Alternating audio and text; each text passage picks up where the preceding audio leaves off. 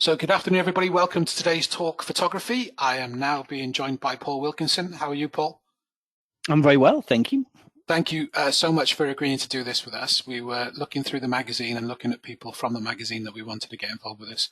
And Laura said, I've got Paul for you. And I was like, really pleased that you're going to do this for us. So thank you from me and the Academy, and obviously everybody online with us for taking the time out with us today. I know we do have a bit more time on our hands than normal, but we do appreciate it all the same there, Paul. Paul, before we get going, obviously that I'm now familiar with you, but I wasn't before, I'm going to be honest. So just as a little insight before we get into obviously the portrait photography that I now know you for, tell us a little bit about your journey into photography, where you got to today, and obviously some of the things you've got going as well. Well, I'll talk a bit more about it during the presentation, but I wasn't initially a photographer. That was never my background. I mean, in summary, I trained as an industrial designer and gained a PhD in artificial intelligence, and then through various twists and turns, ended up taking pictures for a living, partly because it's an awful lot more fun than being a consultant, and partly because it enabled me to work from home and spend more time being with the kids growing up. And that's how I ended up here. We now have a beautiful, it's not a huge studio, little two-story studio in Hadnam, which nestles roughly between Oxford and Aylesbury, about 40 miles northwest of London. But it's a really cool studio. It was designed by a very famous architect, a guy called Peter Aldington, OBE, who designed everything. Designed this building amongst everything else he did, broadly speaking, in the 70s, which means it leaks. The sun's in the wrong position for about 95% of the day. Your screens glare, it's cold in the winter, it's hot in the summer. Flies die on your head because they sail up into these huge, great recesses above me, these beautiful architectural recesses where bees and flies die, and then they drop on my head. So being in here, it's an amazing space. And anyone is very welcome to come and visit. We always welcome people here to come and say hello. But you kind of own this studio, much like you own an old car. You love it for what it is, but if it was designed today, it'd be very different. A team of three of us. There's myself, my wife, Sarah, who's sitting beside me, writing some notes on something or other. I don't know what she's doing. And Michelle, who many of you will know, used to work for Glorious Books, part of the Spicer Hallfield group. She works for us full-time, though at the moment, of course, she is furloughed. Which is a shame. So that's me, really. That's what we are. Brilliant. As we said earlier, we're going to share links for you with them. So you've got your podcast. Let's just quickly chat. We'll talk a bit more about it going forward, but that's the Mastering Portrait Photography. And obviously we can find most of that from that website, as I'll share the links. And best social platform for you, Instagram, I think you told me was. Is that the one? Yeah. Instagram, because it's all about pictures, not about, well, writing and politics. It's just about the pictures. Love it. Right, we won't waste any time because you've told me that you're a talker. So let's, and I've had a sneaky peek of the presentation. Let me give you the screen, Paul, so that it'll prompt you in a second that I've made you the presenter, and ask you to share your screen, and I'll let you know where I can see everything clearly on my end. Gotcha. Let me just hit play. There you go. Brilliant. So I can see everything in full screen. I'm hearing you loud and clear. So I'm going to go quiet. Guys, just a reminder, any questions you have for Paul, pop them in the question panel. We'll either ask them through the presentation or we've got plenty of time at the end. Paul, it's all yours, mate. Thank you. I have to say, it feels a little bit weird with no visuals at all, except my own and a voice in my ears. It's a bit like doing a radio interview, which I also found fairly strange. So thank you to everyone for attending, I have to say, a lunchtime on a Wednesday. I suppose with lockdown and everything else, people are having slightly longer lunchtimes if they're getting lunchtimes at all. So a little bit about me. I'm a big fan of the associations. I've told you about the studio and a little bit of my history. I'm going to come on to a bit more about that. I'm a fellow of the SWPP, the BIPP and the MPA. And actively involved with certainly two of them, and was very active with the third of them for a long time. I judge competitions. I'm one of those people. I suppose I wake up every day and just think I'm blessed I'm not quite sure how all of this happened, but hopefully in the presentation, we'll talk a little bit about that story. I always start every presentation with this slide. That said, today, this is the theme of it. I wasn't certain what to present, and it's always a bit tricky when I don't know the audience. When we're doing masterclasses here at the studio, of course, we tune everything really tightly. But for a general presentation, what I decided to do is talk a little bit about how I came to be where I am, really as a metaphor for creativity and getting the hang of, or developing the craft of photography.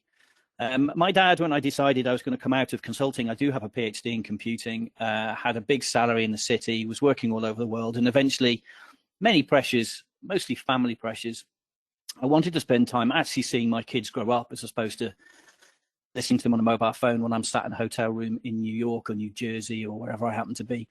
And so we kicked it down the road and I switched over to being a photographer. And there's a long story in that, which I won't necessarily bore you with. But when I told my dad was a lifelong engineer. He worked at British Steel, worked there all his life. And so when I announced I was going to jump out into the unknown, he didn't entirely understand it. Now, I'm blessed in many ways, but one of them is the fact my mum and dad gave me a huge amount of confidence, the confidence to do pretty much anything I felt like doing. And here I am. And he was unusual for him. He scratched his head and he said to me, he said, I don't know why you're doing it. I don't understand it, but I know you'll be successful because you always bloody are. So like I said, they gave me that kind of confidence. Not long before, sadly, my dad died in 2014, he did look at me and he said, well, it's a good job you improved. And I thought I'd pick that up as the theme, really, because although I've always loved photography, I'm not convinced I showed an awful lot of talent at it. What I've done is learn and develop and practice. And that's really the theme of this presentation. So I use this holding slide every single presentation because it reminds me where I came from. The shot on the left is my brother. He's jumping off a platform at some kind of outdoor tree-based adventure playground. I'd like to think that I wanted to practice dragging the shutter. I was using my grandfather's camera. This wasn't my camera. This was taken on a Brownie. And I know that because we actually still have the negative. It's a pretty square format. And so I must have asked him a couple of times. I'm not convinced I knew what dragging the shutter was. I think the thing just had a slow shutter. But that's the shot. And then moving over to the top, next across to the right, that's our daughter, that's Harriet. That's one of the first pictures I took on a digital camera. That's taken on a D100. And then below it is also on a D100, a shot of my two nans, my son, or our son, on the right with my dad's mum, and on the left, my nephew with my mum's mum. Now, when my nans got together and laughed like that, you just know they were being rude. There's no getting away from it. They were being rude, and they both served. They were both in the Wrens during the back end of the war. And when they got together, the stories were hilarious, but really rude. And as it happens, my mum's mum, who's on the left, she was a reconnaissance photographer. I didn't know this until really, really late on. She hung out of biplanes over occupied Europe, taking pictures of enemy installations. She had an amazing, amazing history. She told the tale. One day they spotted a downed Messerschmitt, a German reconnaissance aircraft, and her pilot and her landed their plane in a field, ran to this, I'm guessing, poor pilot, German pilot, and they unbolted the German camera that was in that plane, lifted it into the back of theirs and flew off out of this farmer's field somewhere in France, because they knew that the German optics were at that time so much better than the British. And that's probably something that continues to this day. Next across onto the right, that's my mum and dad. Just beautiful people, wonderful human beings. Sadly, my dad died, but my mum's still around. And I took this shot to Dordling Kindersley when I was working there in the image library, really to see if they were interested in, if they'd be interested in having my pictures on the library. I chanced my arm. Met the manager of the library. He's a really nice guy who I'd done some work for in my consulting days. And he looked at my pictures and loved that particular picture. And he looked at me and he said, you know what, I'll put that in the library tomorrow. He said, I've got the perfect use for it. It's going to be on a book cover called Sex and the Older couple. At which point I had a complete meltdown, took everything away from him and fled, and they never did get this picture. I was not having it. Below that's my grandfather on the day we gave him his first ever laptop. You can see the glint in his eye at that. And then on the far right, that is a film shot that's taken on an Olympus. I think it was an OM1. I developed it, which is why it's probably not that great. But that is my beautiful Sarah on the day she graduated in 1993. But I think you can kind of get a feel from these images of where I came from. And that's really why I put it there. Moving forward a few years, this is my licentiate panel. And I guess what I wanted to do is to draw forwards from my influences. So if you think about some of those early pictures, and you can start to see this in my licentiate panel for the MPA. It was not a great panel. I looked at it this morning as I was piecing this together and scratched my head a little bit. But what is lovely is I can see where we were, or where I was headed, and that I really like. You can see in there a style of photography beginning to emerge. Although this feels eclectic and it's a little bit, the beeping in the background is my wife leaving. She's obviously had enough. Is when I introduced her as her graduation picture. She's probably just, that's it, I've had enough. So she just left the studio. But you can start to see some of the bits and pieces, the strong eye contact, the love of people, the love of a story, of things disappearing into the distance. The lighting, kind of my skill with lighting developed. It wasn't there at the beginning. I gradually understood what I wanted to get out of light. But if we move on to my fellowship panel, you can start to see now, if you join the dots between that early slide, the early work, that I was showing you, you can start to see where I said, and in the middle there, in that top, the 1, 2, third along from the left in the middle on the top, that picture was in my licentiate, it was in my associate, and it was in my fellowship panel. And what's interesting about that is in my fellowship panel, this is my fellowship panel, it's the only image that wasn't daylight. It's all right. Everyone's listening to the beeping because my missus keeps going in and out. The point about it is I've loved daylight all my life, and that has held with me even today. Daylight for me is the most exciting, the most exhilarating, the most creative, the most ingenious, the most interesting thing to work with. And it's not lifeless. I think lots of people think that studio light is the way to go, and actually in this presentation I'm going to talk about developing studio lighting, or my story of developing studio lighting, but actually my passion, my love is being outdoors with nothing more, single camera, single lens, client in front of me, interesting location, some nice light, and you can kind of see that developing here. All sorts of stories in these images. But we'll move on and talk about some bits and pieces. Are there any questions at this point before we start just delving in? No, I think we're all good at the minute, mate. We're getting into your flow, pal. I don't know if there's a flow. I'm trying to make it sound like there's a flow. You're doing good. You keep going, mate. So that's my fellowship work. But one of the things that's happened over the years is I had to figure out how I was going to develop, and I had to figure out how to talk about photography. One of the challenges actually now for me is it's not just about the photography, it's how do you articulate it? Because with presentations like this one, and when we're running masterclasses, or when I'm on the podcast, you have to find ways of talking about it where probably the reality is I'm an instinctive photographer. I was never trained. I mean, I really only started learning after my licentiate panel. That's not to say I wasn't developing and I wasn't learning. It's just that nobody ever taught me. So I picked up books.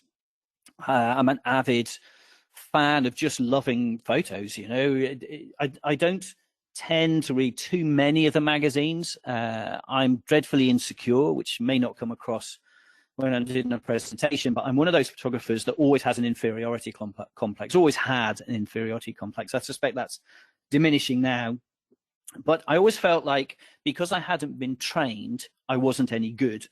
It took me a long time to figure out that actually you can be an instinctive photographer. You don't have to be a classicist. And this is an important point for photographers and any creative, really, is you can find your space. I was a musician. I was a drummer for years. Thought I'd be a drummer, in fact. That was the career choice I thought I'd end up on. And I hung around with all sorts of musicians. I learned pretty quickly that there are a wide spectrum of talented people out there. And the music field is just a great way of seeing it. Because on the one hand, you have classicists. Never really understood classicists. I appreciated their talent and I loved their technique. I still love listening to them play. But you could find 5 classicists and they'd all play the same portfolio of pieces. They'd all bring their own interpretation to it, but they're effectively following somebody else's writing skills, whether it's Beethoven, Bach, Mozart, Shostakovich, didn't really matter. They would bring their heart and soul to it, but they were playing within the structure of what had been put on paper before them. And then at the other end of that spectrum, particularly for me as a percussionist, so I hung around with drummers and the brass section, which means we were all a little bit wayward. They were the jazz musicians who didn't know what they were going to create literally until they cued in. So if they're part of a 3-piece of piano, bass, and drums, very often the piano player wouldn't know what he's going to play until 2 beats before he was about to play his solo. And if you listened to enough jazz and that style of music, you'll know that it's always improvised. There's a framework because music has a musicality.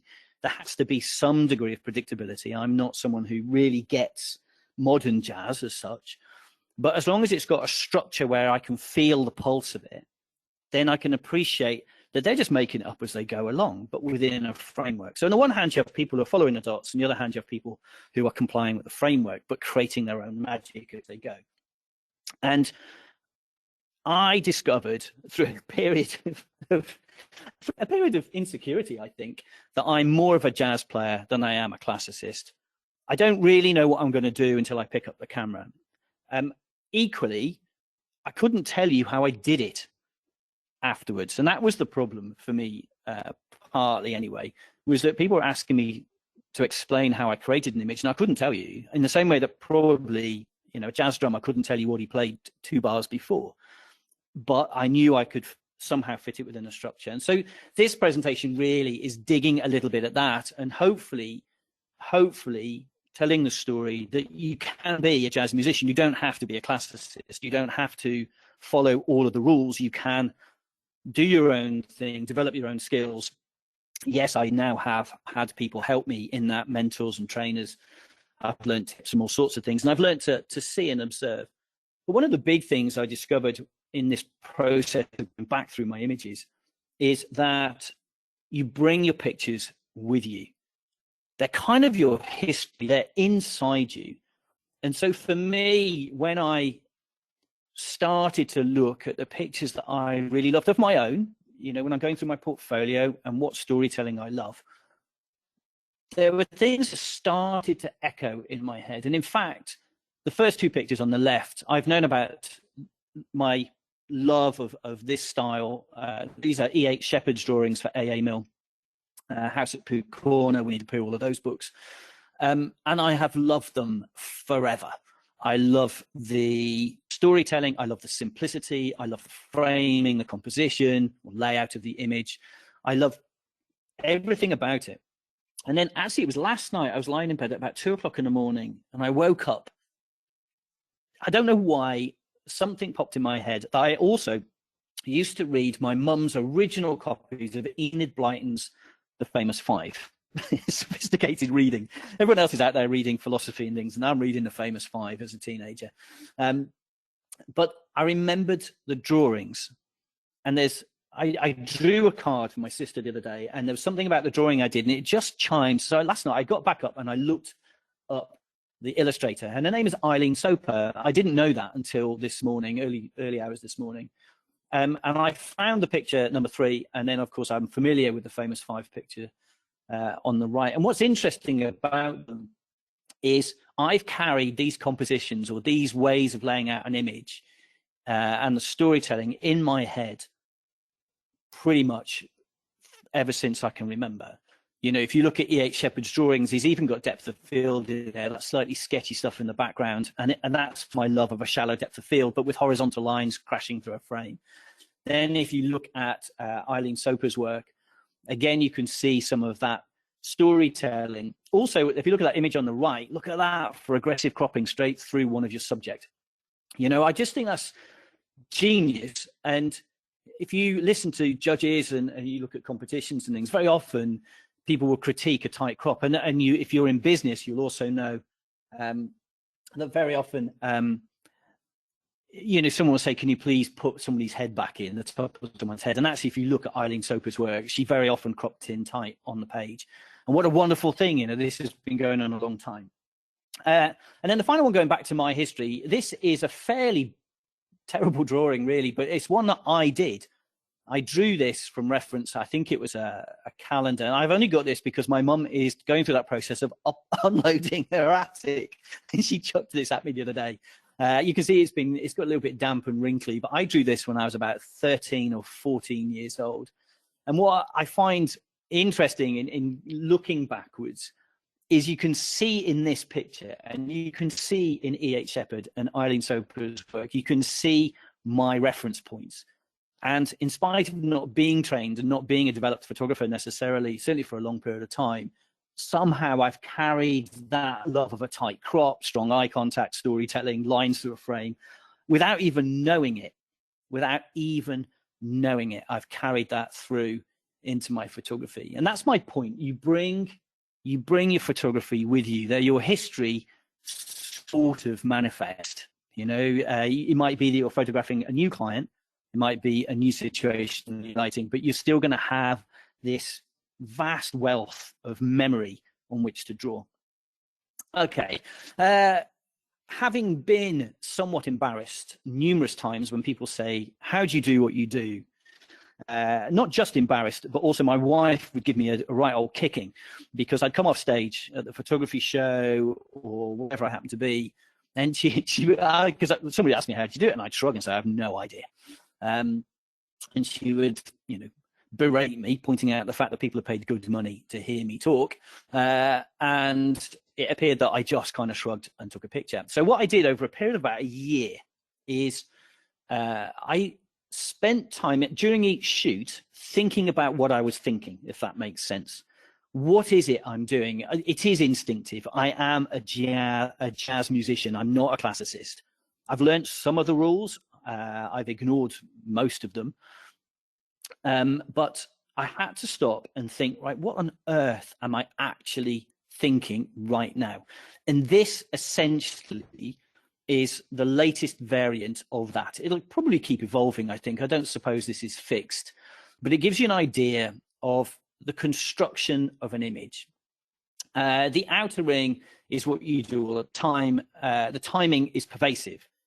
So there are these things you have to do. So for me, I always start with lighting, which is why it's at the top and in the middle. You don't have to. That doesn't have to be your thing. But for me, it is. I love light. Always have. I don't know. I've no idea why. Can't put my finger on that, but I'm fascinated by it. I'm that guy that will stop by, you know, if I'm walking through the house at night and somebody's left a light on and the door is ajar, I'll stop and just enjoy that triangle of expanding light as the width of the triangle expands, but the density of the lighting disappears, you know, as it comes through a door, or the shadow of the dog. We've got these new lights in the kitchen, which are at floor level. So every time the dog walks through it, he's a Cocker Spaniel. His shadow on the wall looks like something out of a Sherlock Holmes movie. It's great. And I love it. I will stop and watch it. Just fascinated by it. The reason they're in a circle and not in a line is because there's no order to it. You don't go through the steps. I do start with lighting. That's what I hang my hat on. But you do all of these things all of the time, or I do anyway. So lighting is most important, whether it's hard or soft, whether it's, you know, the direction of it, all of those things, the color of it. The location is very much second. Now, if you're a landscaper, that might not be the same. If you're an architectural photographer, it certainly won't be the same. You may have your location and architectural references right at the top of the circle, but for me, location is to a degree irrelevant. Viewpoint is the positioning of me relative to the client, or to the subject rather. those E8 Shepherd drawings, the camera's always really low. Sorry, the viewpoint is always really low. He's down in Christopher Robin and Winnie the Pooh's world. There are some glorious pictures of just Winnie the Pooh and Piglet. I can't believe I'm talking like this about a children's book, but you get my drift, of them just walking away into an imaginary sunset, you know, and the viewpoint, the artist's viewpoint is almost at ground level. And I love that. Eileen Soper's work, slightly different. She always had a slightly more three-quarter view, as if she was looking down onto the scene. That gave her some interesting devices, so that inevitably there's an island with smugglers in the background, as there was with the famous five. Of course, you can see the island over their heads, and that worked very well. So picking your viewpoint. Then there's layout. And I'm going to do, if we have time, I've got a section on layout. Rather than calling it composition, which is the word all photographers use, I prefer the term layout, because it implies I'm going to lay the pieces of the puzzle out on the page, or on the sensor. And I'm going to come back to that and talk a little bit more about it. Of course, color. I have very little control over color. My clients turn up, I photograph them. You know, if they're wearing clashing colors, then I'll switch it to black and white. But color for some photographers is profoundly at the heart of it. So I'm certain there are certain, probably fashion photographers, who they would invert this circle and color would be at the top. Then there's the mood or storytelling. You know, is it a pensive image? Is it a happy, joyous, energetic image? What is it you're going to do? Posing, of course, with portrait photography, posing is really, really important, and it's something I'm really, really bad at. It's not my skill. If you look at my pictures, nearly all of the poses are natural. And I do that by talking. I do that by getting to know the subject a little, or at least distracting them. I think getting to know is a little bit deep. I don't get to know my clients, of course I don't. But I do talk to them, I do find out about them, and as they settle in and tell their story, their pose becomes really natural. So posing is really important. Technical, well, technical is technical as, you know, your f-stops, your shutter speeds, your ISOs. I get it right some of the time. Luckily with digital, you get away with an awful lot these days. There's a couple of pictures when I was putting in, which we will go through in a minute. If you look at the technical notes on them, you'll notice that really that's not the right ISO. And if I was doing an image critique that I do, I'd pick the artist up on it. I get a little bit excited. I'm still that instinctive photographer that's really, I just want to take the picture, and I forget to take my ISO back down because we were working in the shade a minute ago. You know, that kind of thing. Timing is all pervasive. And then there's you. What do I mean by those two rings inside? Well, I've noticed when I'm doing masterclasses that if I take a picture and someone else takes a picture, I'm still going to like mine. And I did an experiment at one of the, it was the photography show, and we were out with a group of about 10 photographers, and literally two of them put their lenses on my shoulders. So there's 3 long lenses side by side. We're all working on 70-200s. We're all shooting the same thing. It's lit. It's not strobe lit, so we've all got the same lighting. We all took a picture. I still liked mine most. So two things about that. One was the timing. I hit the button when I felt it was right, and that gave me a picture that I preferred. That is my style, was to hit the button at just that moment. Now, I'm not one of those people. In fact, I've just recorded a podcast on this that says you only take one picture. Don't take lots, just take one. I don't subscribe to that, and I wish the industry would move away from it. Take as many pictures as you like, but learn firstly to observe the scene so that your timing is at least close, because then you're going to get the great image, and then learn your editing or your selection skills in post-production to pick the right image out. Those are two really quite fundamental skills. But this idea that how you take the picture is as important as what you take is an old one. It's based around the fact that film is expensive. And if you go prior to that, you know, daguerreotypes and, you know, etching onto glass and things was even more expensive. Of course, you only do one. But now that's not the case. And as we move towards mirrorless and eventually towards shutterless cameras, there's no mechanics to fail.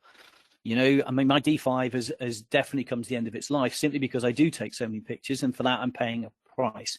But it's not a creative price. It's a price on me. So your timing. And then the other thing is the real secret sauce, the magical bit is simply you.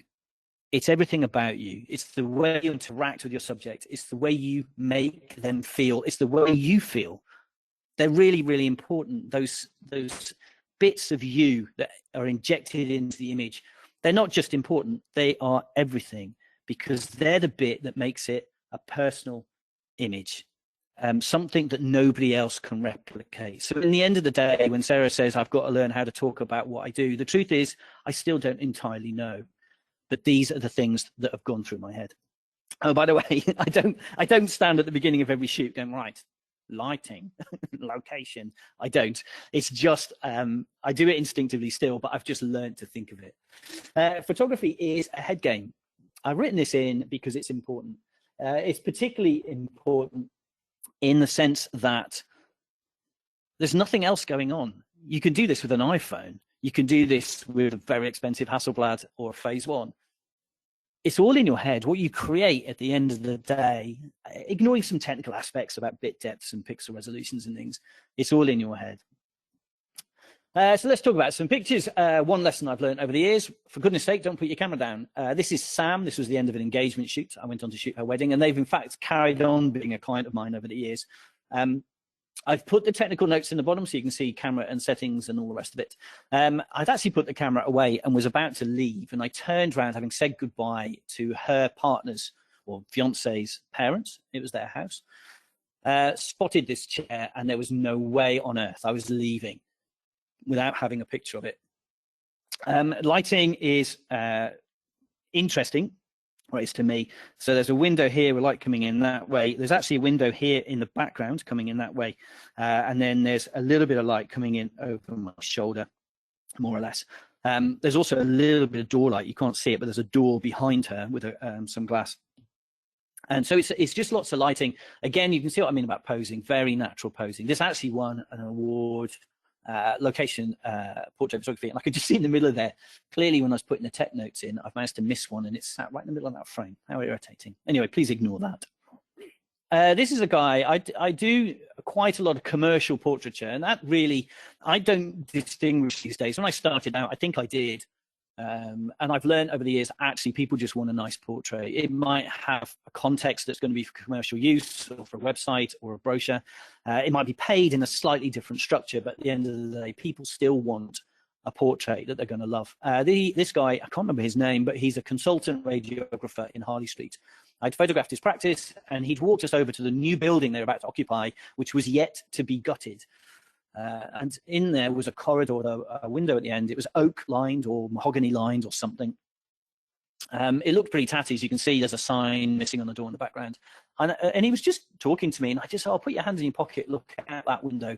And there's a window to the right, which is just dragging light in. You can see it that way.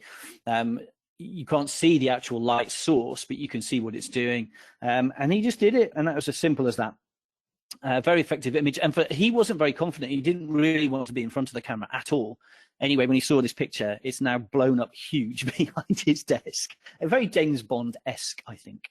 Nice guy, and just an illustration of the fact that a nice portrait is still a nice portrait, whether it's in a commercial context or whether it's in social, what we would call social photography, I guess, where you maybe have a family in front of you. This is Pauline, who very sadly, I had an email at the beginning of 2020 to say she died, which was a little bit of a revelation because one of my clients had told me she died 2 years previously to that. So I had one of those really weird moments where it's, oh, she's still alive. Oh, no, she's not. Sadly, she's died. She was, I think, this is the most beautiful portrait I've ever taken, and I stand by that. I stand by it on so many grounds. I think as photographers, we have a tendency to conflate youth and beauty, and are not quite the same thing, I don't think. This lady is the most beautiful lady I've ever photographed. She was funny, she was joyous, she was smart. Her short-term memory was a little bit lacking by the time I photographed her. I think she was 87 when I photographed her. So she did tell me the same stories a couple of times over, but the story was so good of her growing up in County Cork and moving into London. I think she married a GP from recollection and cycled prescriptions around blitzed London. I mean, she was a fascinating lady, very funny, very joyous. When she arrived, she looked me straight in the eye. I don't know why I'm here. She growled at me. But we gave her a cup of tea, which is what, of course, everybody does when you're in that position.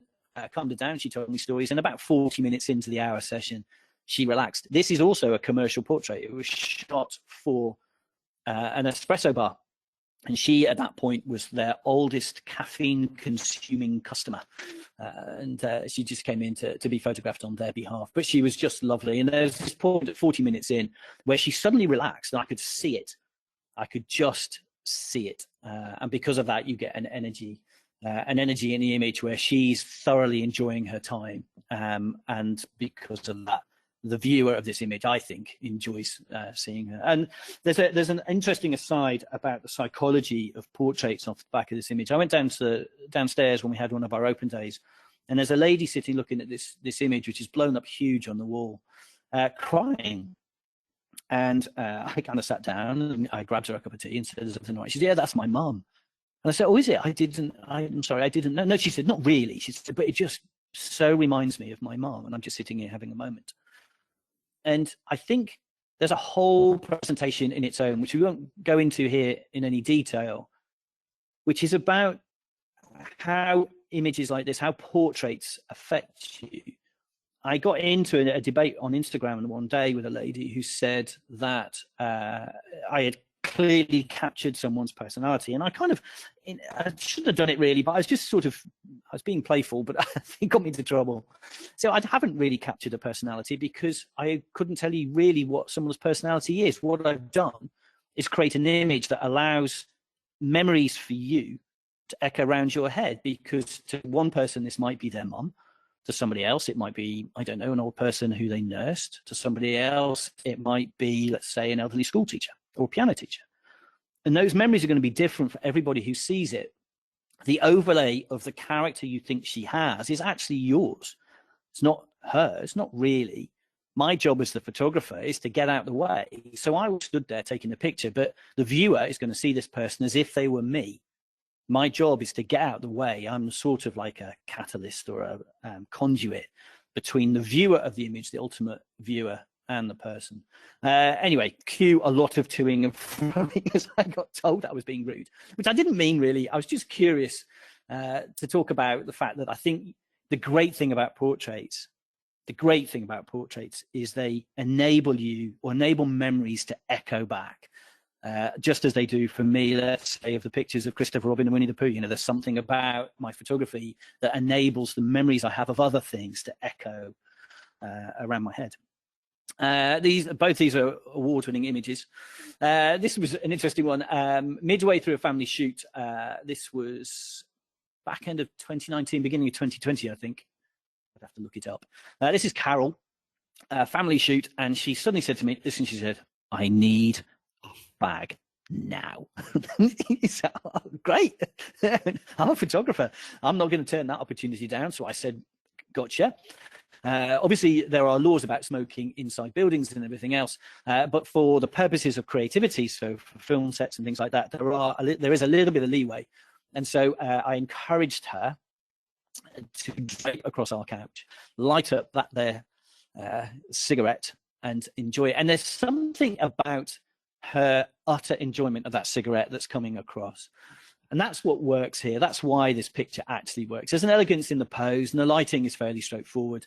But actually, what I've done is capture, and only a smoker can do this. I've tried taking smoking shots or pictures of people holding a lit cigarette who don't smoke, and they don't know how to do it. I don't smoke. I don't like smoking. I don't like the smell of it. I certainly don't like what it does to you. And I did quite rightly get a little bit of heat from a photographer saying I was glamorizing smoking, and that was simply not true, though I understand how that could come across. This was actually about a lady who smoked all her life, who needed that cigarette, and that is a character portrait. That is what environmental portraiture, for instance, is, showing people in a position of either something they do regularly or an occupation or whatever it might be, and this was just that. But that combination of the elegance and that, that's an awful weed, isn't it? Let's be honest. But the smoke trails and things. Took a little bit of lighting. I took a little bit of craft in the photography and the technical to get that to work. But once I got there, you know, it just kind of works. It won me Portrait Photographer of the Year, I think, last year. I think that's the title. Forgive me, I should know these things. I don't really keep track of all of it. This shot has been around me for a while. This is Ben. who, when he came, this is the book cover. So when we released the book, Mastering Portrait Photography, the publisher spent ages trying to pick out covers, and this got ignored until eventually I designed a cover for them and showed them how it should look. And they picked it out. And this was taken on a D100 years ago. Everyone always thought it was daylight, but it wasn't. It was actually shot with a 6-foot octa, so effectively window light, but controlled. And that's a beautiful thing. It was the first time I took an image where I could see where I would head with studio lighting. I love window light. I always loved smoky pubs. I don't like the smell, and I hated the fact I had to wash my clothes, but I loved those small windows and the light sort of dancing around in the smoke. And I used to carry, black and white film loaded into my old Olympus or whatever it was at the time, and take little pictures. And this is the first time I could see how you could do that with studio lighting.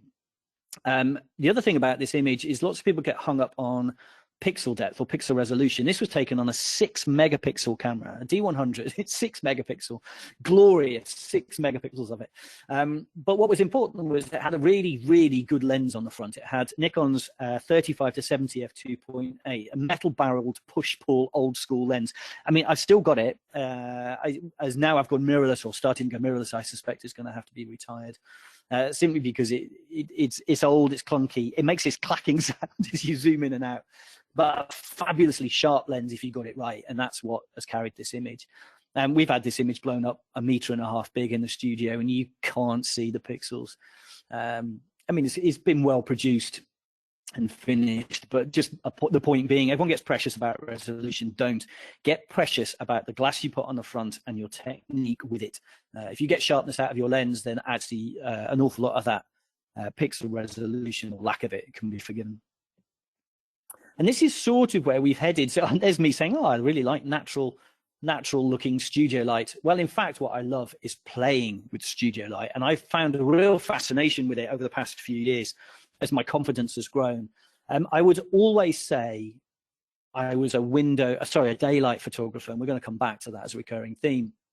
But part of that was I only had one light at the time, and I had absolutely no experience with it. But as the years have gone on, so why is it somebody always rings at just that moment? As my experience has grown and the time I've spent with the lighting has grown, I've enjoyed it more and more and more, and got more playful with it. And there's a couple of lights on this shot. There's probably 4, I think, and some careful masking, and then also some fairly careful photoshopping. But I just love being in a position to play with it. Actually, most of my studio work, this would look much more like it, where I'm really trying to replicate what I've seen outdoors and trying to create very natural looking light, very effective light that shapes, that adds character, but still has that lusciousness that outdoor lighting has. I'm lucky in the sense that our studio isn't particularly big. If you've got a huge warehouse of a studio, it's a little bit more tricky because you have to use reflector panels and things to kick the light around and create that sense of being outdoors. This is the same lady. This is Lizzie Kessel's in our book. This is taken using daylight, and you can see that that's still the influence throughout. A shot like this taken with nothing more. There's no reflectors. There's no tricks. The 105 Nikon lens, an old school 105 lens, an f2 thing, is just beautiful for this. But if you get the lighting right, if you understand how to read daylight, I still find it unbelievable. And now I'm working with a cruise company. I work with Crystal Cruises. So I now spend a lot of time traveling around the world trying to figure out how to get soft light when this was taken in the middle of the Pacific, in ridiculously hard light. And you can see, there's blown highlights everywhere, but trying to fathom out how to get, beautiful skin lighting and facial lighting using the ship. Of course, the ship's white. So I've just got this huge, great daylight studio, which I spend my life running from one side to the other as it changes direction, trying to find beautiful light. And then sometimes the chance to augment a little bit of light. This is Brownie, who's a choreographer. Actually, she's one of the choreographers for Strictly Come Dancing, though I didn't know that until afterwards. And as the sun went down, of course, we chucked some extra light in it. This has got a speed light camera right as well to pick her out, but still trying to make it look like it's the most natural thing in the world. I mentioned timing in that circle of things you consider. Well, sometimes timing is everything. This is all about the timing. There's some nice framing and a nice viewpoint, but this is all about the timing. I was a little bit lucky with the light. It was a flat light day, as you can see from the lack of character in the sky in the background. This dog, it was the first time this dog had a chance to run since his leg had healed. He'd broken his leg running through a cattle grid. It's one of the hearing dogs who I work with every week, and some of you might be more familiar with my studio work of the hearing dogs. So this is one of their black labs. Love doing this kind of stuff. It's relatively easy to do. It took me a while to figure out the lighting pattern to make it look natural and real. But still pick out black details against the black background. But going back to daylight a little bit, I'm not a fan of daylight being flat. You know that thing, oh, daylight, Mother Nature's softbox and all that stuff. I like daylight with a little bit of character to it as well. So this is taken using nothing more than daylight through a window. And the ripple effect you see across, this is Libby, see across her chest, that's because the studio glass is old and it diffracts the light. So you get these really odd bumps and lumps in it. I had to find a bit where that wasn't hitting her face. But that catch light in her eye is simply sunlight coming in through the window. And I love stuff like this. It can take a little bit of control. So I've got ISO 100, 750th of a second at 3.3. You know, you really fairly high shutter speeds to bring that down. But just glorious. Similarly, this image, this was taken as part of a commercial shoot. This guy was the company's marketing director. Didn't want to be in the photos, but they wanted the board, they wanted me to photograph a board meeting, which I'd done. But during the meeting, which was held in their boardroom, which was in the basement below street level, I'd noticed the light swinging round, and I'd sort of predicted that if I waited an extra 10 minutes at the end of the shoot, the sun would create some interesting patterns on the wall behind where the head of marketing was sitting. So I persuaded him to wait. And sure enough, as it swung round, you got that shaft of sunlight. And you can always tell that it's real sunlight because the light and shadow lines are parallel. If somebody does this with artificial lighting, of course, those lines would diverge away from the light source. Whereas here, because it really is sunlight, they're utterly parallel. There's nothing more than sunlight. There are 2 or 3 windows running at street level. So one window is lighting him and another window further back is lighting the back wall. And I loved the kind of triangle shape of it and the way it sort of pointed to him. Again, another guy that didn't want to be photographed and another guy that has the picture blown up really big on his wall. So very quickly, we've got a couple of minutes and I just wanted to go through a little about layout, Why do I call it layout? I call it layout because it makes you think. I think composition is too close to saying I'm going to compose my image, which just means look through the viewfinder and hit the button. Whereas when I learned as an industrial designer, I learned layout. It's sort of a subdivision of design and desktop processing, which or desktop publishing rather, which was developing in the 90s when I was at university. I actually learned I learned Photoshop 1. Can you believe it? I've worked on every single version of Photoshop since it was released, which I find a bit scary. But layout simply means putting the components together on the page. And I kind of like that. I like the idea that you can lay things out. You can put a face in the middle of the frame. You can move it around. You know, you can create a little bit of uneasy tension by moving your subject to somewhere where perhaps it shouldn't be. Maybe you can properly crop in. I mean, if you consider this might be a face, you can see exactly my work there, punch straight in. The shot of Lizzie I showed you that's in our book. You can see I love that kind of punchy, right in your face. But equally, what about doing them really small in the corner of a frame? You know, and if it wasn't a circle, what if it looked a little bit more anthropomorphic? Where you position them so that maybe they're angled, maybe they're off-center but angled in. Maybe you've cropped as well. So you've done as, what's her name did, Eileen Soper did. You know, you've cut off quite a lot of the detail. What about if you include the floor or a railing or they're leaning on something? What about if they're just stood corner of the frame, but you've used a wall to contain the viewer? So the viewer will keep coming to the subject, but will probably stay within the frame because there's that dividing wall on the side. If there's two people just standing, why put them in the middle of the frame? Why not move them off to the side? Imagine that was an ocean scene, or maybe they're sat on a bench. I've done a lot of shots with benches. I like the rectangles, but of course you can contain them within a door, which I just think is interesting. And I'm just playing with some red blocks, right? I'm not doing anything clever here. I'm just playing with some colors and shapes because when you move them around, you get different effects and different tensions, whether it's 2 people or whether it's 3 people. And I love that. I love that sense that if you take your time and you stand back, then you design an image. You don't take an image, you design it. Or at least that's what I think. And I'm an instinctive photographer. I'm someone that runs at 100 miles an hour. I just have to take the picture, Oh my God, it's amazing. The light looks incredible. You look incredible. I'm just going to take the picture. Oh, don't lose the magic. I'm that guy. And yet, actually, when you look at my work, there's a consistency through a lot of it, not all of it, that is me designing the image. A lot of practice, of course, a lot of time with the camera, of course. I know the camera inside out. Struggling a bit, having just moved from my D5 to a Z7 II, where everything is different, but I will get there. But you design an image, and I think that's what I'd like to leave you with. And then one last point, and I'm done, which is you do not have to be good at all of it. And I know that because I'm not. I think these days we're counted as a very successful photography outfit. I hope that's the case. I'd like to think that's the case. We certainly have a very successful studio, and we have clients who keep coming back and keep coming back and keep coming back. I get to travel around the world talking about it, and I get to travel around the world taking pictures. I think I think I can allow myself the immodesty of saying that we're reasonably successful, but I'm not good at all of it. Posing is my definite weak spot. I always say I don't like something because I'm no good at it. I said I didn't like studio lighting until I learned how to do it. Now I love it, of course.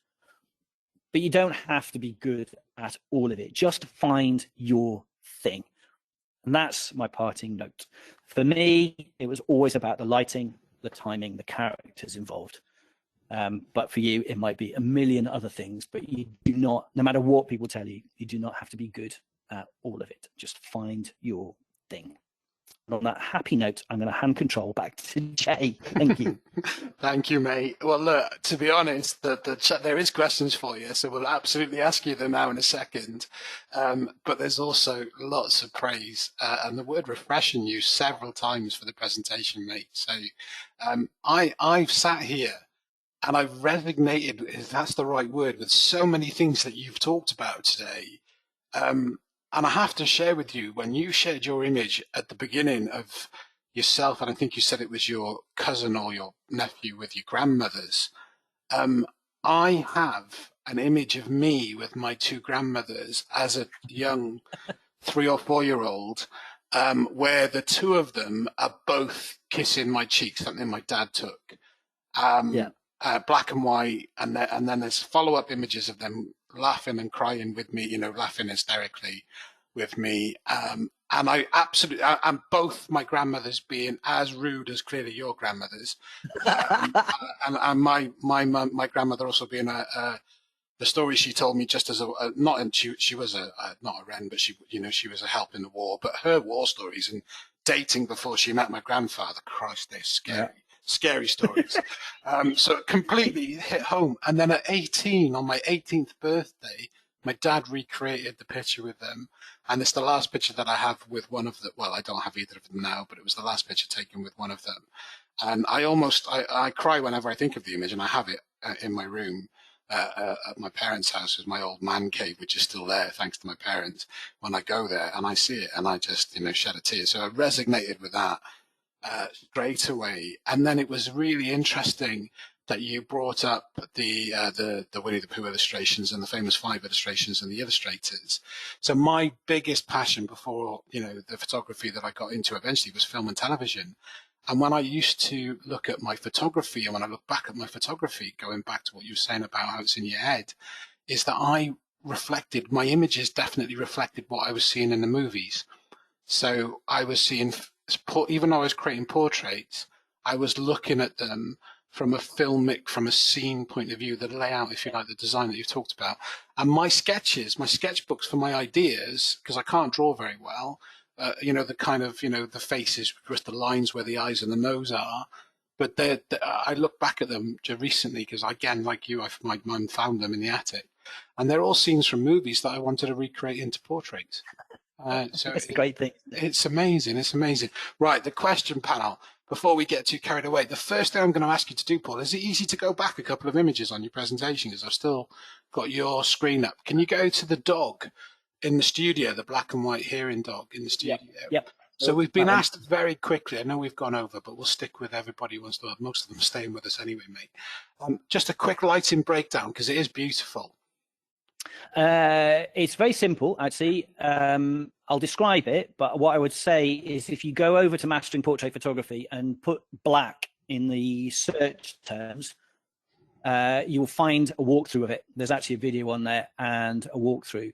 But basically, there is, you know, the Lasterlight highlight, which is the big white cube. It's about, I think it's an 8 foot by 6 foot, or 8 foot by 7 foot version, where you have 2 lights on the sides, and the whole thing is white. So my job at the Hearing Dogs is actually to take white background cutout images. And I started to experiment with this technique as a way of getting some cool images out of the same time slot. So without making it any slower. So what I did was I still keep the big white background lit. It's got the same single softbox at the front as it has for shooting a white image.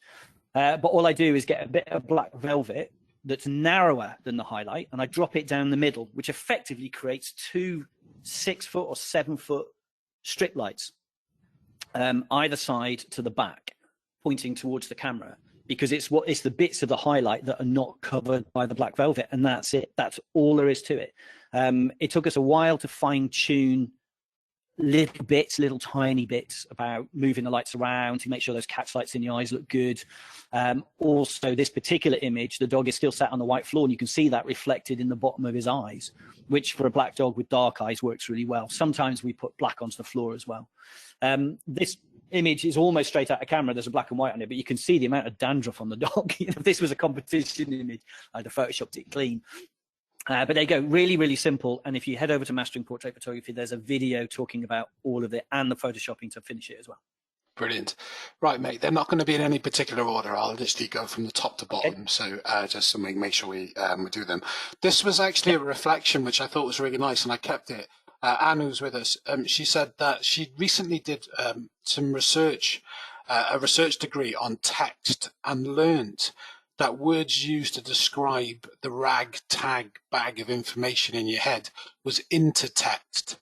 And that was a great reference to what you were talking about. Could be a great word to reference the pictures in your head. I'm writing it down. Intertext. There we go. You can have that one on Anne, on that. Brilliant. My writing is much slower than my talking.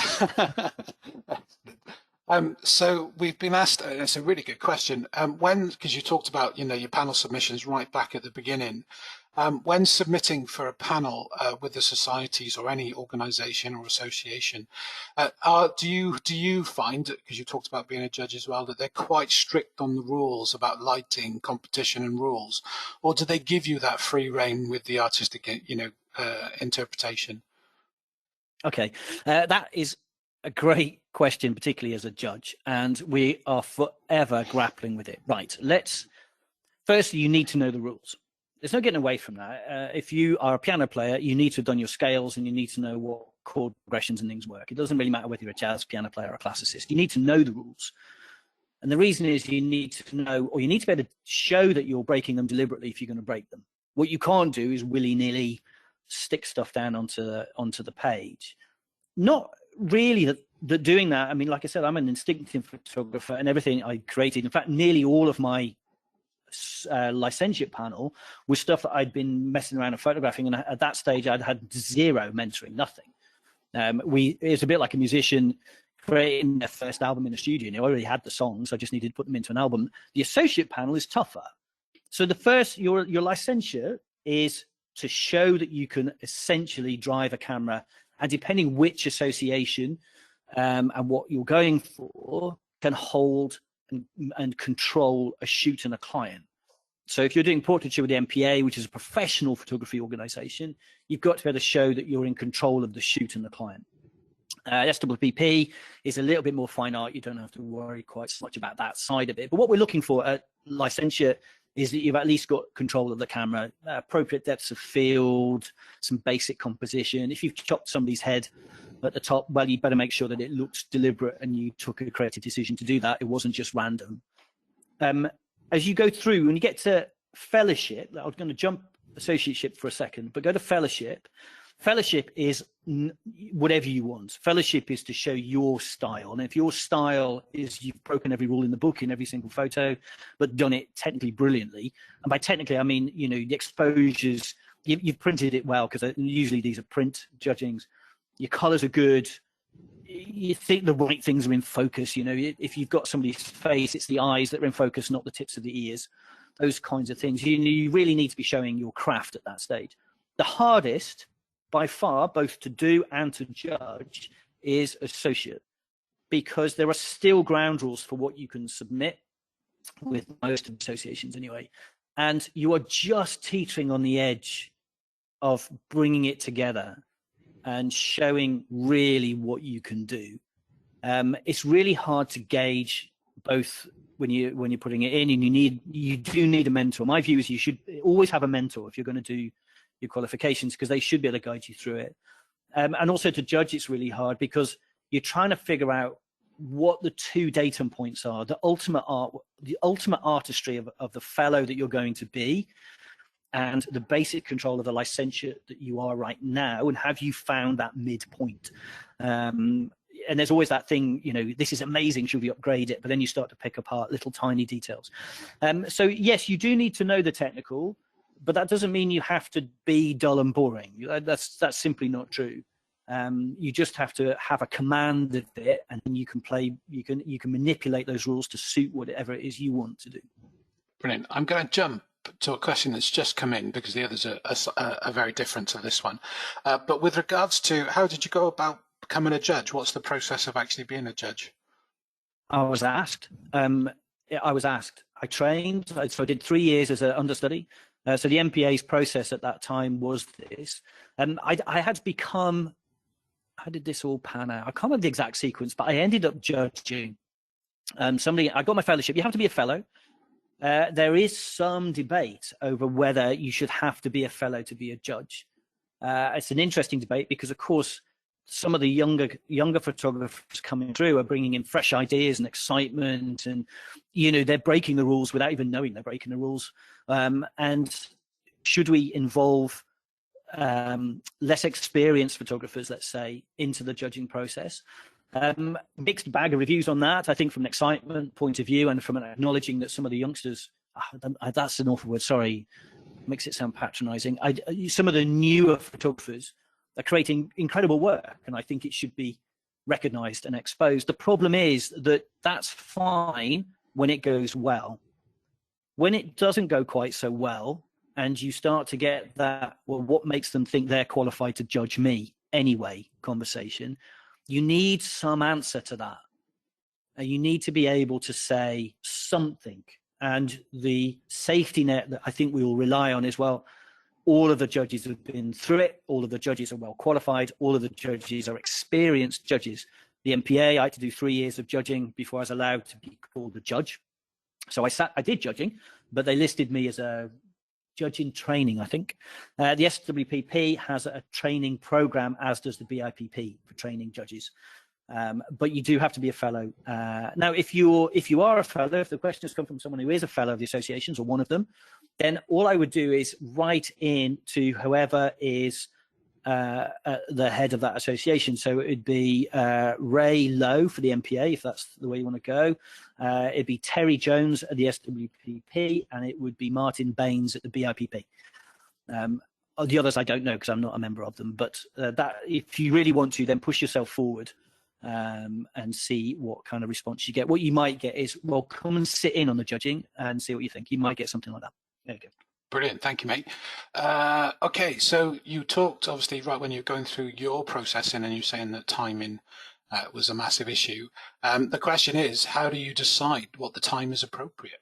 Or are you I guess I could add to that question, if I can, is that I looking at your work and hearing you talk about it today, obviously, like you said, you'll see things and you'll try and get them, even if it means that you have to wait and ask them to stay. Are you allowed, I guess, for a standard, say, portrait session, are you giving yourself enough time to be able for these things to happen? Does that make sense? Yeah, of course it does. Okay, there's two aspects to the answer. The first is you get an instinct for it and take the bloody picture.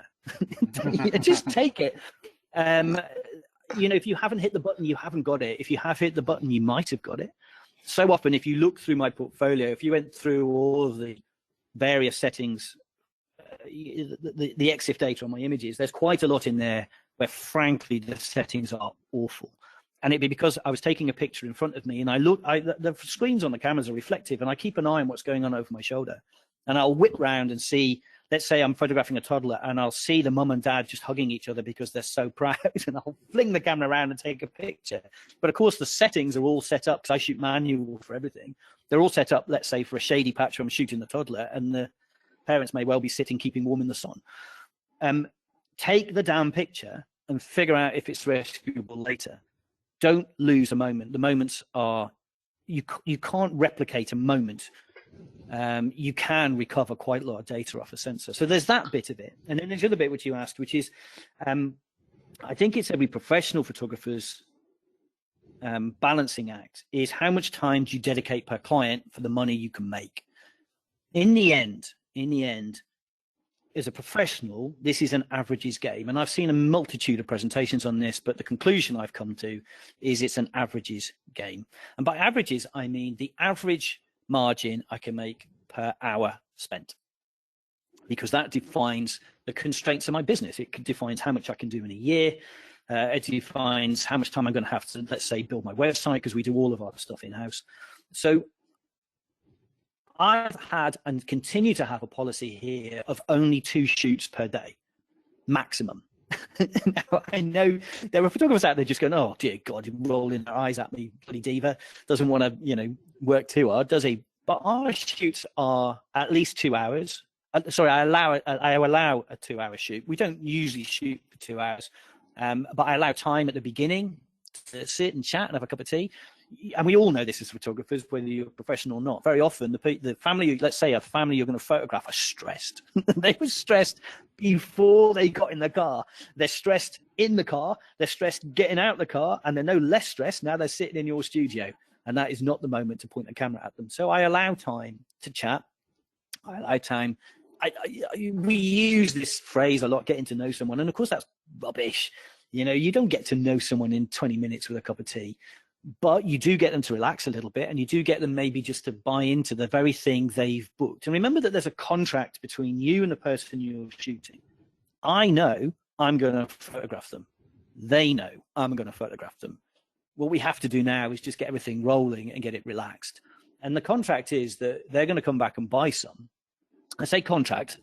It's not a contract. It's implicit in that relationship. If they've made the effort of getting 2 kids into their clothes, tidy, no snot, no chocolate around their face, not car sick, not tired, not grumpy, into my studio, they've done that on the hope, actually trust, I suppose, that I'm going to create a picture of them. So we use quite a lot of time per shoot. And because of that, I won't do more than 2 shoots a day unless it's absolutely necessary. For instance, at the end of the first lockdown last year, we ran as many shoots in a day as I could fit. Because we came out of lockdown, we flicked the switch, and it went ballistic. And I'm glad I did, because by the time we went into the next lockdown, I'd broadly come to the end of that set of shoots of people who needed them. There were only a few people that we didn't and couldn't fit in. And it nearly broke me. I hope I don't have to do it again. So that's the answer. So the 2 parts to it. Brilliant. One of the things, and I think, again, that you touched on brilliantly and resonated with me, you and I just chatting yesterday to get to know each other a bit, because we hadn't spent any time talking together before that. As I was sharing with you very briefly that I had a history in the live music photography, which I blagged myself into. And long story short, Mark said to me, you can't go in there with a pointy camera. You need a tidy camera. He said, how much money have you got? And I went, 400 quid. He said, oh, we'll do something. And he literally marched me to Jessop's, and I bought a Canon. I can't even remember what it is, Paul, to be honest, but it cost me £300. And he said, we'll put the rest of the money, and fair play to him, as my uncle, people know he's my uncle. He put in, I think, another 100 quid of his own money to buy me a fast lens. And I went, well, how am I going to shoot these gigs? And he said, I don't know, I've never done it. And he just was like, what? And he said, look, you've got memory cards. Just go and have fun. Like you said, go and play, learn your craft. You've blagged your way in. There's no money trading hands at the moment. You know, so you're not having to, you're not having to earn your keep. You're getting free concert tickets and you get to be in the pit. You know, just have some fun. And he went, it was good. But he said at the same time, look, put your camera on this, we'll shoot fast, wide open, and wait, first gig, scary story, really quick, Paul. I get a message because we're with an agency now, we've blagged an agency, and they go, right, you're covering Muse in the Cardiff Arena. It's like, oh my God, this is a big band, sort of thing, and known for their light shows. So I was a little bit, okay, did a little bit of research. So I rock up to the Cardiff Arena and I go, I'm here for Beat Can I have my press pass? And sure as hell it was there. And I went, excuse me, love, I'm sorry, this is my first time. It was just like, no worries, go to the front, ask for Big Tom. And literally, I'm a big guy. People who know me, I'm a big guy. Big Tom was Big Tom. I was scared of him. And he said, you're new? I went, yeah, right, 3 songs. I'll march you into the pit and I'll march you out. Do as you're told and we'll be friends forever, sort of thing. I was like, okay. I was quite scared, to be honest. I'm looking at my camera and playing with my settings, trying to remember everything that Mark's telling me. He's told me, and there's a guy waiting in the pit, another photographer, youngest lad, and he goes, "Oh, are you from Beat? And I went, "Yeah." He said, "Oh, we love your website." I didn't even know anybody had ever seen it, Paul. That was quite nice because we made it up. It existed, but we'd done it just to blag into gigs. Anyway, not telling people that's the way to do it, but it could be a way to do it. I don't know what it's like now, and I haven't done it for a while. And he said, right, my advice to you, you've got 3 songs. First song, lead singer. Second song, guitarists. Third song, if you can get the band in a shot, go for it, but very unlikely the whole band. If not, go back to the lead singer. And it stuck with me to this day. And he was kind of right, because the light in it's so broad. So anyway, I shot Muse first gig. I shot 280 images in 3 songs. I honed my skill though, Paul, eventually, but did exactly what you said. There was loads that were out of focus. There was loads where I caught, and more gigs I did, I knew what to look for. I knew what to expect, but I wasn't afraid, especially with digital. I appreciate that I was taught all my skills by Mark on a film camera, so that was good. I was taught at 16 on film, so I kept those processes, but I had that bit of freedom with the digital camera. I could shoot more. And because it's so fast and frantic and the lights, you don't know what you're going to do, and you're looking for things, and you are looking for things. And I got, I still shot a lot of images per gig, but it was just the editing time because you had to start turning them around very quickly when I did start getting paid for it. So they were expecting them, the following day, and I wanted to earn money. But the beautiful thing, going back to your layout and your story, and that resonated with me, after shooting Muse, about a month later, I had an email from the agency saying the bass player would like to buy one of your images. And I went, yeah, absolutely. At that point, mate, I didn't know what to charge for it or anything like that. And he said, it's the one where the drummer is between his legs. And I went, what? I went, what are you on about? And he just went, so I looked at the images that I'd submitted to the agency, and I just thought it was a fantastic image of this bass player. This is guitarist. He's got a massive triangle stance. He's a really tall guy. It is pin sharp, one of the few that was pin sharp from the first gig. And, and it's caught really great. And I thought, oh, yeah, it's a great image. And then I looked, and the drummer is absolutely in the triangle that his legs have formed, right, perfect, smack in the middle. And I'd never seen it to that point. Never seen it in the editing, in the cull, in the processing. Just phenomenal. And then I was like, well, so I said, oh yeah, 200 quid. And the following day I had 200 quid in my bank. I'm more expensive now, but I wasn't then, and that was just, it was really, really, really, it was good. But I love it. You said about, don't be afraid, take the images, learn your skill. And that's what I did. I still took a lot of images per gig because you're in a short period of time and you want to capture every possible moment, and things are happening. You have no control over what's going on those things. So you want to try and capture as much as you can, but you definitely hone your skill. Brilliant. Right, back to the more important questions, not mine. Sorry, you and I have already discussed that we could talk for hours. Sorry. Okay, so this is a really good one. Black and white seems a very strong thing for you. We've only seen a hint of colour today. I have seen more colour work from you, but is that a choice? Is that a preferred? Yeah, when I put this presentation together, one I ran last week actually has a slide that talks about color versus black and white, and shows one image where I've done the conversion color and black and white to see which people prefer. Basically, for me, I'm not a fashion photographer, so the color of someone's clothing isn't usually important. What is important is the characterization and the storytelling. And what I do is I look at the image and decide, so if I push one shot ahead, so I actually have a color and a black and white version of this image. So here's two images, right? There's black and white or slightly blue toned, and there's a color. If the color is working for me, I will keep it as color. So in this image, the yellowness of the sun, so although I talked about it being direct sunlight, and it is, you can also see from the angle of that catchlight in her eye that it's late sunlight on a day, right?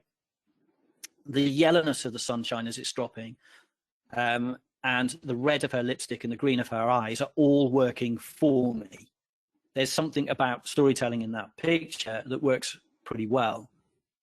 The black and white version, which I have on file for it, because I couldn't make my mind up for ages, isn't quite as effective. There's another slightly different shot, a tighter crop that I took, where it is just black and white, because it just uses, there's a shadow. If you look at the shadow across her forehead, down her nose, and out across her neck, it almost looks like another face. And with a tighter crop, slightly different angle, and a black and white, that becomes the message. You stop being distracted by the color, and the black and white becomes prevalent. Or the shape and form becomes prevalent. The way the eyes look at a scene is they pick out salient features, mostly to avoid us being eaten by lions, as far as I can tell, or for us to find food, one or the other. And we look for certain things. One of them is we look for, in a dark frame, we look for the high spot. In a light frame, we look for a dark spot. But we also look for any color that pops. So if you've got color in a frame, what you have to figure out is, what's the color doing for you? Is it, let me just bring up, let me go navigator. So something like this image, for instance, clearly color is all day, every day. The orange of the boat, the orange of the sky, and by luck, not judgment, the orange of her outfit. That is just a lucky choice. She came with that. It's going to be about color all day. This shot, same lady, I have a color version of it. When I went to color, the color became a nuisance. It was distracting from just these simple leading lines and the light and tone, the shade, and the expression on her face. The color was just a little bit of a distraction. So you're constantly trying to figure out, this is a color image, yeah, though it could be monochrome. There's almost no reason why that's color, except that this is a commercial image and it was used, she's a personal trainer. And so I've kept it color. I've taken a little bit of the saturation down, but you don't need to, because everything except her eyes are effectively browns and blacks, or skin tones and blacks. That's the palette, more or less. Her eyes are a slightly different color, so the storytelling still works. It still draws you. In judging, we would call it the center of interest, which simply means your subject. Where does your eye go? Does it have a natural form? And in this instance, it scans the frame, but you end up at her expression. And so, yeah, I love black and white. I absolutely love it. I love the fact that it just seems to cut through as a portrait photographer. And I stress that, as a portrait photographer. I think if you're doing fashion, of course, that's not going to help you. People want to see the color of the clothes, because that's more important. In fact, your eye should go to the clothes in fashion or fashion commercial photography. So that's why I like black and white so much. It's quite apt, I think, for my next question, that you've landed on that image. There was a question about your black background, Paul. Is that just a black background, or is it one of those like sort of cloth old mastery type backgrounds? I don't have one. Okay. I keep meaning to invest in one.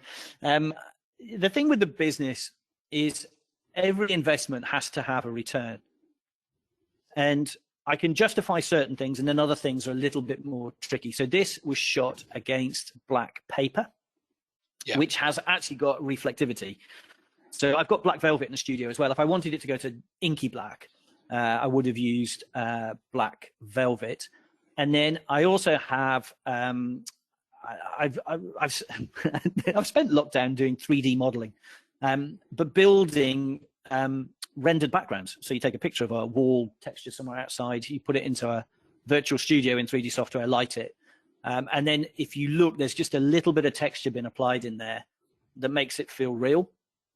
But in fact, that's been done in post-production, just as a you call it an overlay, but in a sense, it's laid in behind.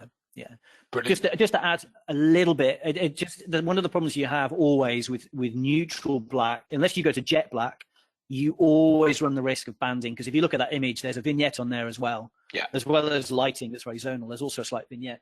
That's kind of why I thought it was an old-fashioned, one of those old master type things, but I can see that. Yeah, but if you're not uber careful, you'll start to get banding.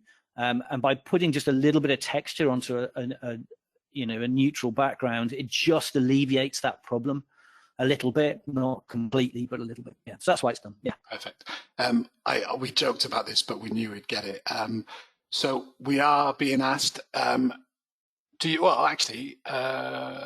prefer zoom or prime lenses for your portraits? What lens do you use? What drumsticks do you use, Paul? I like a Shure Stick C+, and unfortunately Shure Sticks went bust, so I had to switch over to Vic Firth. Right, several answers to the question. My favorite lens, the lens that up until going mirrorless, because it now won't work even with the adapters, is a Nikon f2.105.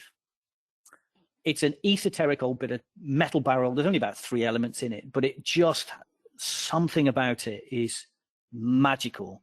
Can't use it in the studio quite so much because it has no coatings, as far as I'm aware. You talk about these nano coatings on the lenses now. Well, this doesn't have a coating. It's just glass.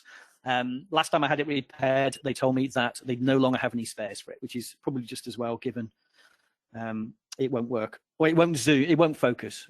It won't autofocus on the new cameras. That's my favorite. That's the lens that when I drag that out, I get excited about it.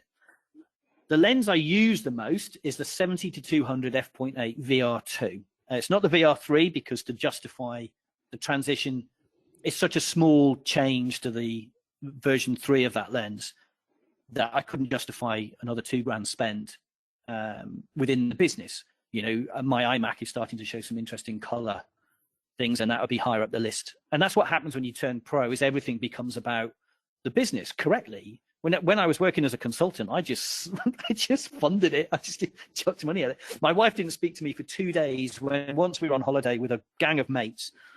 I managed to actually get a holiday out of Accenture.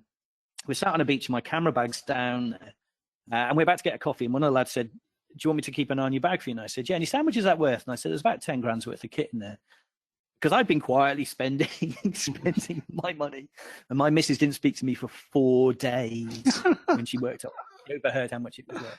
Nice holiday. Now, that was a bad decision on my part, both to spend the money and to talk about it. However, when you become a business, of course, that's not the luxury. The luxury I have in the business is I get to take pictures all day, every day. And anything that actually supports the business is really crucial. And as Sarah says, quite often, the camera in my hand is part of our brand. So I've used D5, I've used the top end Nikon camera all the way up until this one, when instead of going to the D6, I've gone to mirrorless, because the D6 is essentially a sideways step for 6,300 quid. Yeah, there's nothing new on it. The focusing is a little bit quicker than my D5. My D5 is coming to the end of its life, but we're just teetering on the edge of what mirrorless is going to give us. So I've jumped across partly, and we'll see how that goes. So the 70-200, that's my money lens. That's the lens that makes me cash. I will, if somebody said to me, grab a camera, grab a lens, I need to take some pictures, that will be on the front of it every single time, because I know as a portrait photographer that I can always get the angle I want. I can zoom right in onto a face, so I can fill the frame without being right up against someone's nose, which I don't particularly like, being in someone's space if I can avoid it. Equally, if I want a wide angle, well, I just run. I just leg it backwards, winding the lens to 70 mil. So primes are good. Primes give you a certain quality in the image, which, if you're a purist, is magical. Hasselblad lent me whatever their camera's called, the new digital one, and a bag full of lenses. And they lent me a zoom, which was all right, but it wasn't that good. But the primes, oh my God, the primes were incredible. So yeah, that was exciting. But at the end of the day, for someone who works in this, every time I had to switch the lens on the Blad, it took the energy out of the shoot. And I'm not a landscaper. I'm not a fashion photographer. You know, if you're working with professional models, take the energy out of the shoot, slow it down, slap the lens changes in, have an assistant change the cameras for you, do all of those things, because a model will pick up where you left off. You swing the camera back round and a model like that is straight back into pose. A family of 4 is not so much. You know, if you've bored them because you're fannying around with lenses, then I've lost the moment. And in the world in which I work, the energy and the moment and the atmosphere is more important than me being a purist about those bits of glass. So I work on zoom lenses because it's expedient to do so. But my favorite lens, the lens that actually makes me smile every time I stuff it on the front of a camera, an f105, sorry, a 105mm f2 prime. Brilliant. So we've only got a few left, but we as promised that and lots of people have stayed with us anyway, mate. But we've asked the question. I'm flattered. That's great. You mentioned, obviously, you've just touched on it again as well, that you've moved over, or you're moving over to mirrorless as well. So the question was, are you finding, because there's specific, I think you said it was, is it the Z11? Is that what you said you're using? It's the Z7 Mark II. Oh, do you know what? That's how it reads. And there's me with my wrong glasses on, sorry. So it's exactly what it says. Do you find the autofocus difficult with moving subjects? It's a very specific question. I've only used it once. Oh, okay. I took it down to the hearing dogs because I'm a big fan. I mean, I'm terrible for this. I'll buy a new kit and just bung it into the front of a client-facing shoot. The hearing dogs are easy in the sense I've worked with them for a decade, and they know I do this periodically, and they bear with me. If the shoot takes a little bit longer, so be it. They know that I'm working towards an end goal. So it's not great on black dogs running towards the camera. Haven't yet figured out what mode I need to put it in for that. There's certainly the animal eye detection, which I think is a fascinating idea, doesn't work. I don't know whether it's because it's black, or whether it's because it's the wrong kind of animal. I don't know what kind of animal they were thinking. Maybe it's trained on cats. Who knows? Or Japanese dogs and cats. It could be. I honestly don't know. I haven't had time to play with it. Certainly, I am going to struggle with focus lag compared to my D5, which is instantaneous. If you so I can bring that image up so you can see the tech on it. Where's that shot of a leaping dog? There you go.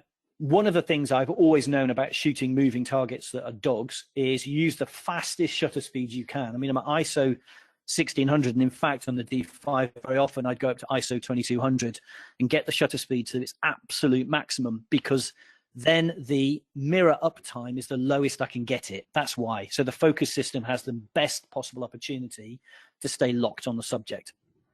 With the D5, and this was taken on D4, which actually wasn't that good. Probably I'm running on this one 9 frames a second. On the D5, I'll run 11 frames a second, which I can do because I'm running massively fast shutter speeds to give the focusing system a chance to catch up. What I don't yet know on the mirrorless system is what are those tricks. They'll be there. They'll definitely be there. I just don't know them yet. I tried the single point focus and it was a mixed bag. I tried the animal detection focus, it was a mixed bag. I tried the wide area AF, it was a mixed bag. But so was it when I was learning how to use the SLRs. I just got the hang of it. So ask me that question in a year. Okay. Both when I've got a hang of it, and Nikon will have probably released some firmware updates, and who knows, I might actually be on a Z8 by then. Brilliant. Well, because this definitely is. Well, this definitely isn't a pro camera. It isn't. Sorry, mate, it didn't mean. I thought it was a bit of a lag between us there. You've just committed to at least coming back in a year's time, but so I'm booking you now. It's done. I'm also writing a blog on adventures in mirrorless land. I haven't worked out what the title is, where I'm just periodically posting updates on the pain I'm going through switching from a big flappy mirror to an EVF and a battery life. I mean, this is the thing I found the worst is I now have to start walking around with a pocket full of batteries again. Oh, really?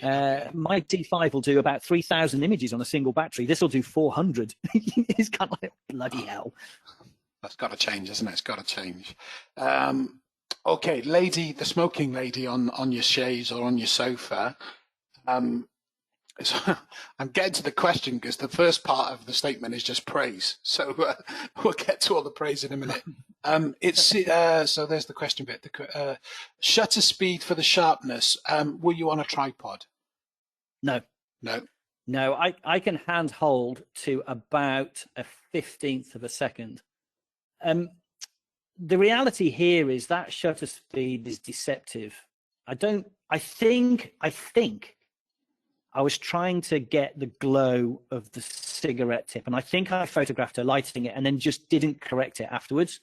You know, f16, 45th of a second, ISO 280, you're not getting anything. You're not getting any ambient light in there, or very little. And in fact, probably I've degraded the image by not correcting it. What it is to get smoke to show, you have to have a little bit of light from the back. So there is, you can see it if you look at the edge of the chaise on the left-hand side, the curve, you can just see there's a light source there. Actually, if you look along her hand, look at her hand that's holding the cigarette, you can see where the light's coming from. It's coming from the back. So although I've got a slow shutter speed, that's me royally screwing up, really, because there's no ambient light in there that's registering at all, not from the modeling light particularly. I would have wanted to freeze the smoke. I wouldn't have wanted it to show it moving. That is almost certainly me just being an idiot. or rather, I'm going to give myself a break. It was me probably photographing her lighting it. So I wanted to see if I could get a color image of the glow on her face as she lit it. I then just didn't correct it. So yeah, but I would never use it. I don't use I have tripods. I use them if I'm going to do like a 5-minute nighttime shot. But other than that, I don't use them. Brilliant. Thanks, mate. I don't know whether you actually mentioned this, but the question was, are you shooting RAW or going straight to JPEG? No, always RAW. Always RAW on everything I do. That's the correct answer. That's the correct answer. Well, of course it is. I mean, I'm now, one of the things I worked out years ago, actually, is if I go back to a portfolio image, more often than not, I'll want to retouch it with the skills that I have today, not the skills I had, let's say, 10 years ago. So although I keep all of the finished retouches, very often I'll go dig out a RAW file and bung it back in front and put it onto Lightroom or onto Capture One and see what I can dig out of it with the newest settings. One of the things I've been doing recently is I've been starting to run the output into 16-bit as opposed to 8-bit, which I've done historically. And for most of our stuff, the commodity stuff, it is all 8-bit. But if I want to really drag it out, if I find I'm getting banding on a background that I just can't fix in 8-bit, then I'll rerun it from the RAW file in 16-bit. And it makes a huge difference. Also, it slows everything down, but having that safety net is really, really important to me. And it's an important point because it comes up, and there are lots of people that use JPEG, and some of the cameras write to TIFF as well. As a business, it's my job to give the client the best that I can. That's what they're paying me for. There's no room really for foibles and idiosyncrasies of, take just one shot, shoot straight to JPEG, get your exposure right. A RAW file has a massive amount of latitude, which stops things going wrong. It also has a huge amount of data in it that might just make the image look that little bit better, and that's what my client's paying me for. And so, it costs me more in storage, it costs me more in time, but boy, does it give me rewards. Yeah, RAW every single time. Brilliant. The questions aren't stopping. At some point, guys, though, I will have to stop them. So I know I promised to ask all your questions. That's but all right. Email them over. It's all good. We'll get them there. Somebody's just put in about the cat and dog feature on your camera. By all accounts, Nikon School have said that you need to get it set up and then get used to it. So kind of like what you said, I guess, wasn't it? There you go. Even Nikon themselves. I'll get there. We'll get there. Yeah, I'll get there. It's a phenomenal bit of kit. Bloody hell, the image quality on it is just phenomenal. And the kit lens, the 24-70 kit lens, is incredible. It's only f4, so it's not perfect for my needs. But just that side of it. But then, yeah, a slightly weird experience. And the other thing that keeps happening is I keep losing the focus spot. And I found the other day a function in the menus that says if I jab OK, it puts the focus spot back into the middle for me. Little things. Excellent. Oh, this has just come in. I suppose it's a good question. I know we've seen a lot of single people portraits, and the dogs for that matter today. The lighting seems to be very confined to the faces. Is this mostly the lighting that you're doing on, or are you giving it much post-production, Paul? Oh, that's a great question. Combination of the two. For nearly all of my work, the face is the subject. Obviously, if you've got a family of 4, I mean, there were so many slides I took out or could have put in. There's families laughing. These are all daylight, aren't they? Yeah, they're all daylight. So nearly always it's a face. So nearly always in the studio, I will zonally light it. But I'll do the same thing outdoors too. If I see a patch of light, I'm very rarely worried about lighting the figure. Now that shot that I showed you of Libby in the window light, of course, I can light her figure because she's 21 years old, a dancer, an actress, and body confident beyond body confident. So lighting her figure is part of it. For my normal family clients, mostly they're insecure, as am I, of my body image. Rightly or wrongly, maybe we live in an age where that's changing, but the way most people feel is they don't really want me flooding light onto their, waist or bum or something. So it's all about the face. It's all about expressions. And then the rest of it is just a supporting narrative. Unless I'm photographing a dancer or I'm photographing kids running or, various other things. So I will light it that way. And then if necessary, I will vignette it ever so slightly as well. Again, what I'm trying to do is draw the viewer's attention to the bit that I think is important, which nearly always for me is about faces and expressions. Brilliant. Okay, I've got the last of the questions we got there. In-house printing, Paul, or do you outsource it? Commercially, we outsource it. And I've gone through a whole rigmarole of making sure that runs smoothly. So we color cal all the time. I've got color cal monitors, apart from the fact my iMac is going ever so slightly purple, which is a bit alarming given it's only a few years old. But the printing is done with either Loxley, depending on the product that we're using, or actually now Kaleidoscope Framing do all of our printing in-house. It took me a while to get there until I was happy their software. It was actually a software thing. It wasn't about the printing, but they use inkjet printing, Giclée printing. But I also print here. I've got an Epson 3880 sitting here. It doesn't do very much, but it gives me a safety net for 2 things. One, occasionally we'll get a set of colors back from a printer that don't look right, and so I'll run it on my printer, which is calibrated. I will then also run a test print with Loxley and Kaleidoscope, and I'll have all 3 sat on a desk before I raise a concern that something's off, because it might be me. I always like to figure out whether I've made a mistake before I start throwing bricks at people. Not that we would, not that we do. But those awkward, we think there's something, we think your colors are drifting. We had one with Kaleidoscope where they had a batch of paper that was pushing a green tone into the highlights. It was the paper. It should have been picked up in their calibration. I don't know why it wasn't, but we could prove it because my print exactly matched Loxley's and it was theirs that was off. The other thing we do with the 3880 is all of my competition work, all of it is printed in-house. Not necessarily because I do a better job of it. I'm not convinced that I do, but because I have an instantaneous feedback loop. I make an edit, I print it, I look at it, I change the edit. So I can go through that loop very quickly, although it costs me a little bit in paper. That's a much better process than sending it, let's say, to Loxley's fine art print division, getting it back and realizing I've got banding in the blacks, even on a fine art print that's now just cost me probably 20 quid, as opposed to, let's say, 3 quid in the studio. It gives me a much quicker turnaround, and it gives me a much tighter control over the quality of the print that I'm going to put in front of a judge, because I know as a judge, the minute I get a dodgy print, if it's a print competition, that image is going to struggle. Even if it's the most compelling subject and the most difficult image, it's going to struggle if the basics of the print aren't right. And I look at it that way. So that, yeah, we have an in-house for for my vanity, I suppose, and for error checking. Actually, everything now is outsourced. Brilliant, mate. Thank you.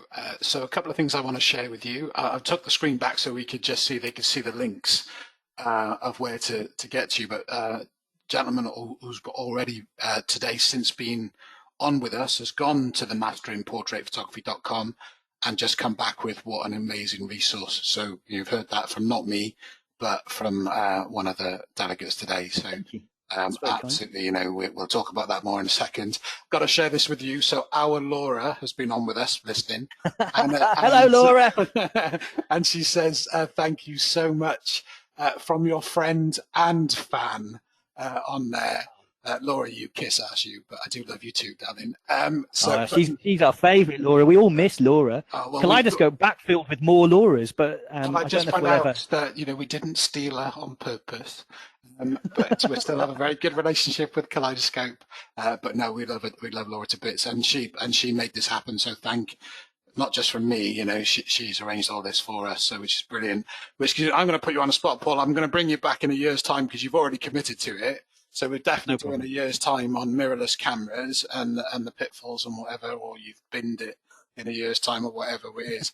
But I'm going to have to bring Can't afford to bin it. I'm going to have to bring you back sooner than that because you're already being demanded to bring you back in the chat panel, mate. So I think there's plenty of, you know, it's been a great, I wouldn't say it's been a great hour, but it's been a great couple of hours, but I'm all good with that. So we're definitely going to be bringing you back, mate. So I'm putting you on the spot there.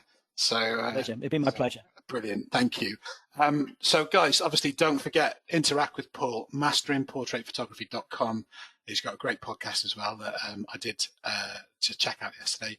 Instagram is where to see his images. The links are in the chat panel. They'll be in your email that you get from us tomorrow as well. And of course, I'll get something on the Photography Academy Facebook page for you as well. And the recording, it'll take a little bit longer to process than normal, but I'm okay with that. You'll be able to find it on the Photography Academy from tomorrow. So if you did miss the beginning or you want to recap on any of the insight from Paul today, that's where you'll find it.